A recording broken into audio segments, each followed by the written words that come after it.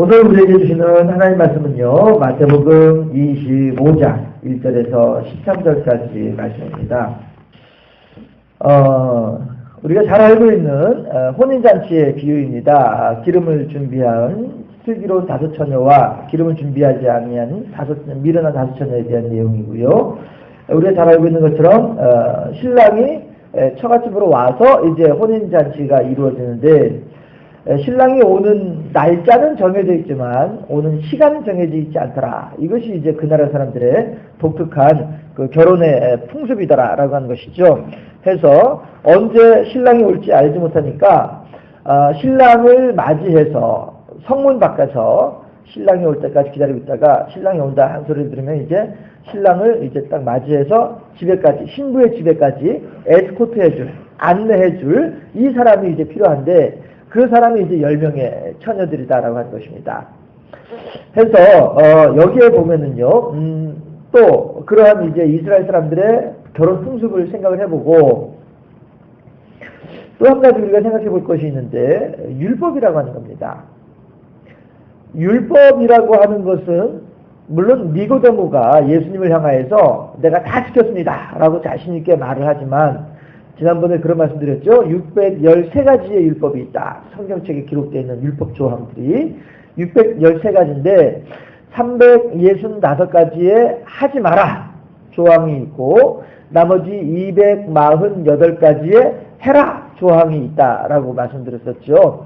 그래서 1년 365일 동안 하지 말라고 금하신 하나님의 말씀을 늘 마음속에 새기고 살아야 된다. 이런 의미가 있다는 것이죠.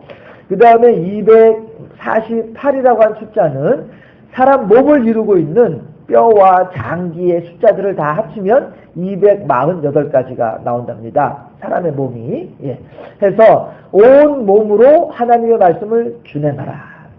날마다 하나님의 말씀을 생각하면서 나의 삶을 절제하고, 금지했으니까요. 절제하고, 또 나의 온 몸을 가지고 어떻게든 하나님께 영광을 돌려드리는 순종하고자 하는 그런 마음가짐으로 우리가 이 세상을 살아야만 한다.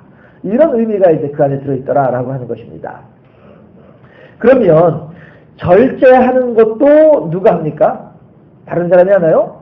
내가 하는 거예요. 우리들 본인 스스로가 하는 거예요. 또 열심히 실천하는 것도 누가 합니까? 내가 하는 거예요. 내가 안 하면 누구도 할 수가 없어요. 할 사람이 없어요. 내가 해야만이, 내 몫은 내가 해야만이 내가 감당하는 일이지, 내 몫을 다른 사람이 감당할 수 없잖아요. 그렇죠? 아무리 제가 배가 부르더라도 뭐 집사님이 식사를 하시고 난 뒤에 배불러 할 때 예, 집사님 배부르시다는 소리 들으니까 저도 배가 불러지네요. 그렇게는 안 된다는 거죠. 예. 아무리 제가 화장실에 가고 싶은데 누군가 대신 화장실 갔다 오는 모습을 보면서 그래 나 화장실 안 가도 되는구나 이러지는 않는다는 말씀이에요. 이런 것처럼 내 몫에 담당되어져 있는, 내 몫에 태인 십자가는 내가 감당해야 되는 것처럼 하나님께서는요, 우리들에게 일정 부분을 움직이도록, 일정 부분을 감당하도록 원하신다라고 하는 것이죠. 그랬을 때에 과연 어느 누가 있어서 하나님의 613가지의 율법 조항들을 하나도 빼지 않고 일평생 동안을 그렇게 지켜나갈 수 있는 사람이 누가 있겠냐 하는 거예요. 율법 조항이라고 하는 것은요, 하나님께서 우리들에게 제시해 주시고, 야, 너희들이 이거 한번 해봐. 못하지, 어렵지, 힘들지, 나한테 도와달라고 해. 이 의미예요. 하나님께서 너희들 이거 다 안 지키면 너희들 죽어, 이 목적으로 율법을 주신 것이 아니고, 야, 한번 해봐. 너희들 힘들지, 어렵지, 안 되지. 그러니까 어떻게 해야 돼? 내가 도와주면 되지 않겠어? 그러니까 나한테 도와달라고 해. 이렇게 사람들로 하여금 깨달으라고 율법을 주신 거다라고 하는 거예요. 이 이야기를 로마서에서 이야기를 해주고 있는 거예요. 예화 중에 그런 예화가 있습니다. 아버지하고 아들하고 둘이서 산길을 걸어가는 거예요. 그런데 그 전날 큰 비가 와가지고 완전 아름드리 나무 하나가 산길 가로질러서 따위에 넘어져 있어요. 그러니까 아들이 아버지한테 우쭐하는 마음에, 아버지 내가 힘이 얼마나 센데 걱정하지 마세요. 내가 저 나무 싹 치워버릴게요. 이러고서 가가지고 끙끙대면서 나무를 치우고서 이제 아버지가 편하게 지나가도록 하기 위해서 나무를 끙끙대고 치우려고 하는데 치워지지가 않는 거예요. 그러니까 아버지가 뒤에서 물어봐요. 아들아, 잘 돼가고 있어? 아, 예, 아버지 걱정하지 마세요. 금방 치울게요. 하면서도 말은 그렇게 하지만 나무는 꿈쩍도 하지 않는 거예요. 이거 치우려고 해도 꿈쩍을 해야 뭐 치우든가 말든가 하지. 조금 있으니까 아버지가 또 물어봐요. 야, 어떻게 아들아 잘 돼가고 있는 거야? 왜 이렇게 시간이 걸려? 아, 예, 아버지 걱정하지 마세요. 네, 지금 열심히 하고 있어요. 또 물어봐요. 아들아, 어떻게 잘 돼가고 있어? 너 지금 최선을 다하고 있는 거야? 자, 최선을 다하고 있는 거야? 라고 물어봤어요. 그랬더니 아들이 하는 말이 내가 지금 이 나무를 치우려고 끙끙대면서 얼마나 힘을 쓰고 있는 중인데 최선을 다하고 있는 거냐고 물어보니까 슬그머니 이제 이렇게 올라온단 말이에요. 아, 아버지 내가 지금 열심히 하고 있는데 왜 자꾸 그렇게 하지? 뒤에서 자꾸 말시키고 그렇게 하세요? 이렇게 말하는 거예요. 너 최선을 다하고 있단 말이야? 아, 지금 내가 얼마나 지금 열심히 하고 있는 중인데요. 그런데 왜 나한테 도와달라고 안 해? 이게 아버지의 말이에요. 너 혼자서 나무 치우기 힘들잖아. 그러면은 나한테 도와달라고 해야지. 그래, 내가 너를 도와서 그 나무를 치워야만이 나무를 치우고서 우리 둘이서 같이 그 길을 걸어갈 거 아니냐. 이거죠. 너 혼자 못하는 일을 나한테 도와달라고 하면은 내가 너와 같이 그 일을 할 수 있을 텐데 왜 나한테 도와달라고 안 하는 거야? 이 얘기란 말이에요. 하나님은 우리들에게 로봇가 되기를 원하시진 않으세요. 하나님은 우리들에게 컴퓨터처럼 그냥 이렇게 예정되어 있는 것처럼 이렇게 하라고 하면 이렇게 하고 저렇게 하라고 저렇게 하는 그런 존재가 되길 원하시는 분이 하나님이 아니란 말이에요. 하나님은 우리들 스스로가 결단을 하고 그 결단으로 하나님을 찬양하고 그 결단으로 하나님을 경배하고 그 결단으로 하나님께 헌신하는 이 마음을 원하시는 거지. 그냥 의례껏 그냥 뭐 그러려니 하고서 이렇게 습관적으로 하나님께 나아가는 그러한 것은 하나님께서 원하시지 않는다는 것이죠. 물론 그러한 것조차라도 뭐 이렇게 나간 사람을 하나님께서 배척하지는 않으시겠지만 그러나 내가 깊은 고민 가운데에 깊은 한숨 가운데에 깊은 걱정 가운데에 그럼에도 불구하고 하나님이시다 이 결론을 내리게 되면 그것이 진정으로 하나님께 찬양이다라고 하는 것입니다. 전에도 말씀드렸다시피 그 오토바이를 타고서 젊은 시절에 제가 알고 있는 어느 목사님이요. 젊은 시절에 오토바이를 타고서 샘배 과자를 이렇게 배달하는 일을 하셨었어요. 예전에 못 살 때였으니까 샘배 과자 배달하는 일도 아주 큰 그런 이제 수익이셨던 모양이에요. 돈을 잘 버셨어요. 그러는데 기도했다 하면 하나님께서 목회하거라, 기도했다면 목회하거라, 막 이러고, 옆에 사람들이 누가 와서 얘기했다면은, 집사님 목회하셔야 될 것 같아요. 막 이런 얘기들이 나오고 하니까, 아닙니다, 아닙니다. 내 지금 돈 버는 게 얼마나 재미있는데, 이렇게 하시던 분이 계셨었어요. 오토바이 사고 7번 나셨어요. 7번 나고 마지막 7번째 사고 났을 때 전재산 싹 밀어넣고서는, 예, 하고서 이제 목회하러 가신 그런 분이 계셨어요. 자, 그러면, 그분이, 아니할 말로 어느 누구도 주변에서 권면하지 않고 또 이분이 사업도 안 되고 쩔딱 망해버리고 그리고서 막 그냥 이것저것 해보다가 아유 안 되겠다 내 이것저것 해도 안 되고 아유 나 그냥 저기 막 목회 나러 가야 된다 이렇게 나가는 목회하고 7번을 당하면서 내가 도저히 내가 하나님의 손을 벗어날 수가 없구나 하는 것을 알고서 하나님께 가는 거하고 질적으로 다르다라고 하는 것입니다. 그 학교 이제 신학교에 이렇게 있으면서 다른 이제 그 오신 분들 내가 어떻게 해서 이런 일로 이제 목회를 하러 나왔습니다. 이렇게 하시는 분들 이야기를 이렇게 듣다 보니까 저는 이게 기가 막힌 사연에 들어가지도 않더라고요. 그런 분들이 계시더라고요. 그러면서 하시는 말씀이 그 힘들고 어려울 때에 어떻게 할까 고민을 하다가 그래도 내가 이 일을 해야지. 그래도 내가 이 길을 가야지. 이런 마음이 들어서 왔습니다. 이렇게 고백하시는 분들이 계시더라고요. 그런데 한 친구가 아주 껄렁껄렁한 그런 친구가 있었어요. 나와가지고서 마이크 잡고서 하는 얘기가 나요? 우리 엄마가 가라고 해서 왔어요. 이런 친구 있었어요. 처음에 그 친구를 제가 딱 봤을 때는 뭐 저런 껄렁스가 있나 싶었었어요. 그런데 이 친구도 2학년이 되고 3학년이 되니까 달라지는 거예요. 하나님께서 그의 마음을 만지시고 바꾸어 주시는 거예요. 그래서 졸업을 할 때에는 어느 누구보다도 신실한 사람이고 어느 누구보다도 훌륭하게 그렇게 하나님의 일을 감당하는 사람으로 변하더라고요. 하나님은요, 이렇게 억지로 이걸 원하시는 것이 아니라 깊은 고민 가운데에서, 깊은 한숨 가운데에서 그럼에도 불구하고 하나님뿐이십니다. 이렇게 고백하는 사람을 원하신다라고 하는 거예요. 로봇을 원하시는 것이 아니고요. 하나님은요, 오늘 본문에서 우리들에게 모든 것을 다 주셨어요. 그렇죠? 신랑이 온다고 하는 약속을 주셨죠? 결혼잔치에 소망을 주셨죠? 그 다음에 등을 주셨어요. 등을 주셨고 기름도 주셨어요. 심지어는 기름을 살 수 있는 돈도 주셨어요. 미련한 다섯 처녀가 기름 사러 갔잖아요. 그쵸? 기름을 파는 장사도 주셨어요. 안 주신 게 없어요. 모든 걸 다 주셨어요. 모든 걸 다 주셨는데, 그럼에도 불구하고 사람이 미련해서, 그럼에도 불구하고 율법으로 무엇인가를 할 수 있을 것이다라고 하는 생각을 하고서, 내가 무엇인가 할 수 있을 것이다라고 생각을 하는 것처럼, 그렇게 하나님께서 다 주신 것 가운데서도 이걸 제대로 누릴 줄을 몰라서 하나님은 율법으로 안 된다라고, 우리들이 안 된다라고 하는 사실을 알게 하시고 그 다음에 예수 그리스도를 주시잖아요. 그리고서 예수 그리스도를 믿으면 된다라고 하는, 예전에 광고에서 이거 하나면 충분해요 뭐 이렇게 광고하던 거 있었죠? 맞아요. 예수 그리스도 하나면 충분하다고 하는 거예요. 우리가 구원받기 위해서, 우리가 천국에 가기 위해서 다른 무엇이 필요한 것이 아니라, 그러한 것들로 가능한 것이 아니라 오직 안 되니까, 이것으로 안 되니까 예수 그리스도만 믿으면 하나님께서 우리들에게 새로운 조건을 제시해 주시는 거죠. 그래서 야, 너희들 그거 가지고 안 되지? 그래, 안 되니까 이렇게 요것만 하더라도 내가 다 되는 걸로 내가 인정을 해줄게. 이렇게 하셔가지고 예수 그리스도를 제시해 주셨단 말이에요. 그리고 야, 너희들 613가지 그거 다 너희들 힘들잖아. 요거 하나만 해. 요거 하나만 하면 내가 너 구원해 줄게. 이렇게 우리들을 구원시켜 주기를 원하신 분이 하나님이란 말이에요. 어떻게 해서든지 간에 우리를 천국으로 데려가려고 작심을 하신 분이 하나님이란 말씀이죠. 그럼에도 불구하고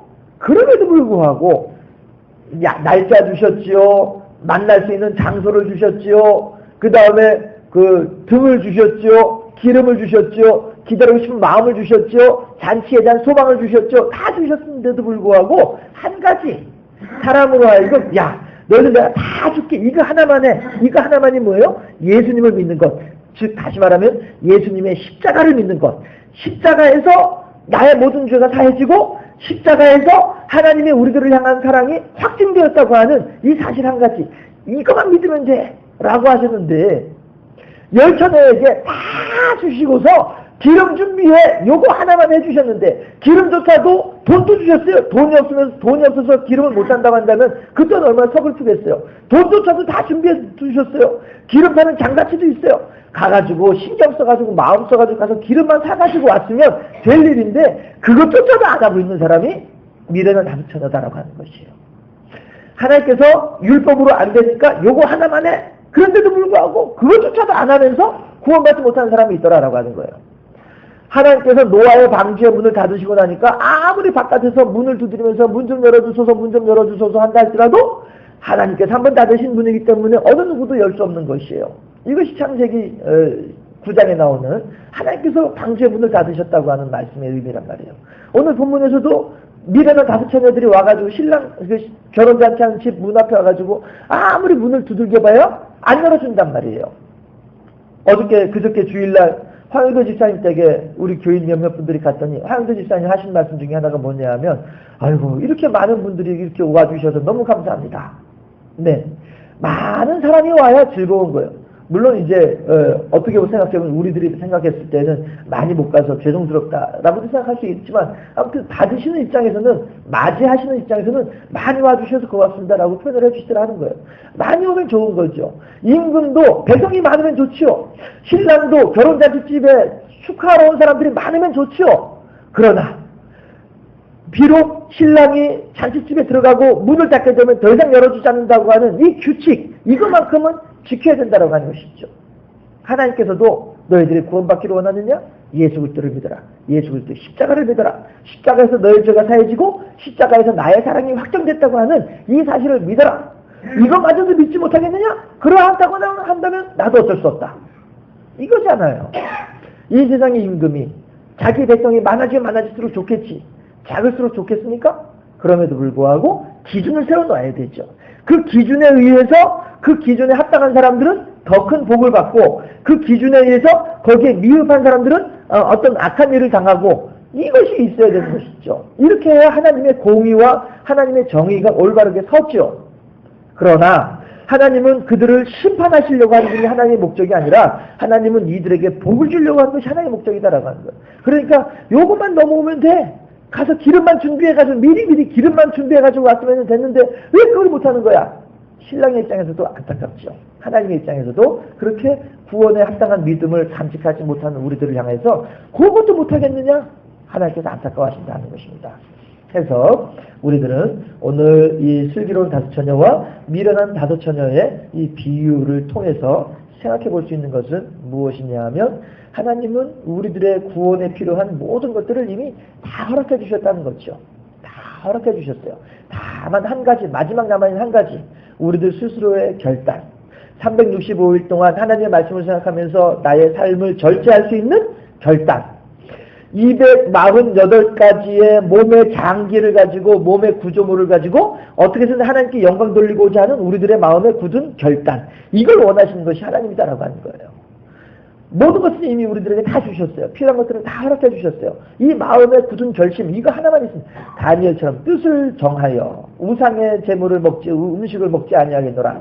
뜻을 정하는 그 결단을 하나님께서 우리들에게 원하신다 하는 거예요. 그 결단이 우리들을 구원에 이르도록 해주신다 하는 것이죠. 오늘 본문에 있는 말씀을 통하여서 그래요 하나님. 하나님께서 저에게 이미 모든 것을 다 풍족하게 주신 줄로 믿습니다. 아무리 나의 삶을 돌아본다 할지라도 나의 삶을 돌아볼 때에 부족한 것이 많고 연약한 것이 많고 나약한 것이 많이 있는 것처럼 여겨진다 할지라도 그것은 나의 생각일 뿐이고 그렇게 생각하도록 만드는 마귀 사단의 괴계일 뿐이고 이미 하나님께서는 우리들의 삶에 저의 삶에 필요한 모든 것들을 풍족하게 허락하신 줄로 믿습니다. 그렇게 하나님께 고백하고 그 하나님께서 이제 우리들의 삶 속에서 하나님의 계획이 무엇인가를 알고 범사에 감사하면서 다시 오실 그날을 잘 준비하는 구원에 합당한 믿음의 준비를 잘하는 그러한 지혜로운 사람이 되게 해주시옵소서. 첫 번째 기도 제목은 우리에게 일어나는 모든 상황 속에서 하나님의 계획이 무엇인지 알게 하소서. 틀림없이 무슨 뜻이 있을 거야. 그저 그렇게 주문처럼 되뇌이는 것이 아니라 그래 이런 일이 벌어졌을 때 이것은 하나님께서 이래서 이렇게 나에게 주시는 거구나. 우리들의 모든 상황 속에서 하나님의 계획이 무엇인지 알게 하소서. 두 번째 기도 제목은 범사에 감사하면서 그날을 준비하는 지혜자가 되게 해주시옵소서. 기름을 잘 준비하고 있는 슬기로운 다섯 처녀와 같이 우리 또한 그렇게 그날을 잘 준비할 수 있게 하옵소서. 이 시간에 함께 주의 한번 하면서 하나님 오늘 내게 일어난 일들 가운데 하나님의 계획이 무엇인지 알게 하시옵소서. 그날을 잘 준비하는 사람 되게 범사에 감사한 사람 되게 해주시옵소서. 주의 한번 하면서 기도하고 제가 또 마무리하도록 하겠습니다. 기도합니다. 할렐루야. 좋으신 아버지 하나님 감사합니다. 오늘도 마태복음 25장 말씀을 통하여서 이 땅에 임금 되시는 예수 그리스도의 원하시는 바가 무엇인가를 다시 한번 생각해보게 해주시니 감사합니다. 하나님은 결코 우리들을 구원시켜 주기를 원하시고 우리들에게 천국에 합당한 믿음을 간직한 자가 되기 원하시며 천국의 기쁨을 천국의 즐거움을 함께 하기를 원하신 하나님인 줄로 믿사옵나니 아버지 하나님이시여 이제 우리들의 마음속에 굳은 결단을 하게 하시옵시고 하나님이시여 우리들은 로봇처럼 그렇게 계획되어진 대로 움직이는 것이 아니라 우리들의 마음속에서 굳은 결단과 결심을 통하여 오직 한 분 하나님만을 의지하며 한 분 하나님만을 찬양하겠노라고 하는 그러한 결심을 통하여 그 찬양으로 하나님을 기쁘시게 누려야 되게 하시고 그 찬송으로 하나님을 영화롭게 하는 우리의 삶이 될 수 있도록 주의 인도하시고 역사하여 주시옵소서. 오늘 우리의 삶에 벌어지는 모든 일들을 다 이해하고 다 깨달아 알지는 못한다 할지라도 그 속에 분명히 하나님께서는 우리들을 사랑하시고 우리들에게 가장 좋은 것으로 베풀어 주길 원하시는 하나님이신 것에 대한 믿음만큼은 결코 변하지 아니하는 우리들이 될 수 있도록 하시어서 언제나 하나님께 감사하며 언제나 하나님 뜻대로 살아가는 그러한 삶을 살아갈 수 있도록 하나님을 기쁘시게 하는 삶을 살아가는 우리의 삶이 될 수 있도록 주의 인도하시고 역사해 주시기를 소망하고 나옵나이다. 참으로 하루하루 살아가는 것이 하나님 보시기에는 어설프고 하나님 보시기에는 어리석은 사람처럼 보일는지 모르겠지만 그럼에도 불구하고 하나님은 끊임없이 우리들을 사랑하시고 우리들에게 소망을 더하여 주심으로써 우리로 하여금 그 길을 걸어갈 수 있도록 인도하여 주신 줄로 믿사옵나니 그 사랑의 하나님의 은혜와 은총에 더욱더 감사하며 그렇게 범사에 감사하며 하나님의 뜻대로 하나님의 길을 걸어가는 지혜로운 우리의 삶이 될 수 있도록 인도하시고 역사하사 어느 날부터 하나님께서 에녹을 데려가듯이 그렇게 우리들을 하나님께서 데려가실 때에 더욱더 기쁨으로 하나님의 나라에 들어가는 복된 삶의 주인공들이 될 수 있도록 우리들을 지켜주시고 붙잡아 주시기를 소망하고 원하옵나이다. 아버지 하나님께 드리는 1000번 예물을 기쁘시게 받아주시옵시고 그렇게 날마다 하나님을 영화롭게 하는 복된 예물이요 복된 삶이 될 수 있도록 지켜주시옵소서. 감사하고 예수 그리스도 이름으로 기도드리옵나이다. 아멘.